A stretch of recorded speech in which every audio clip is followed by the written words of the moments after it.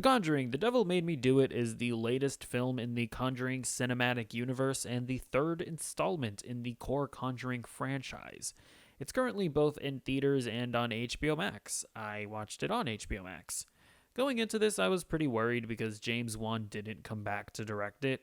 Not just that, but he was replaced by Michael Chaves, who also did The Curse of La Llorona, which is one of the worst movies in the franchise. But I have to say, The Devil Made Me Do It is pretty solid. It's definitely the worst of the trilogy, but Shaves stepped up his game for this one. I will say up front that the movie isn't as scary as the first two. James Wan is a master of horror, and nothing in this film comes close to being as scary as the clapping in The Conjuring or the old man sitting in the chair in The Conjuring 2. But there are still some solid sequences, and one thing the movie does really well is tension.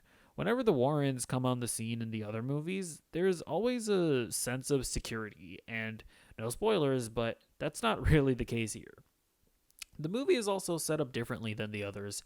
It kind of feels like a supernatural detective film, as opposed to the Warrens just going to a house and sniffing out a demon.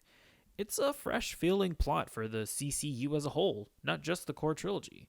Almost all of these movies are about a suburban family being haunted by a demon. Even though the film isn't as scary as the first two, I still found myself engrossed in the sort of detective story. And it can't be understated that one of the main reasons this movie works as well as it does is because of Patrick Wilson and Vera Farmiga as the Warrens. They're great actors and have amazing chemistry with one another. The believability of their relationship really grounds these movies.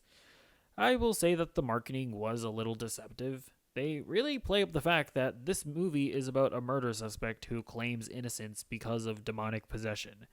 That made me think that the movie was going to have a lot of courtroom drama, which I thought was intriguing, but that's a very small aspect of this film. But anyways, the movie's solid. It definitely suffers a bit due to the absence of James Wan, but Shaves does a fine job here, really stepping up his game after the snooze fest that was La Llorona. I recommend watching it, especially if you have HBO Max. You have no excuse. See ya.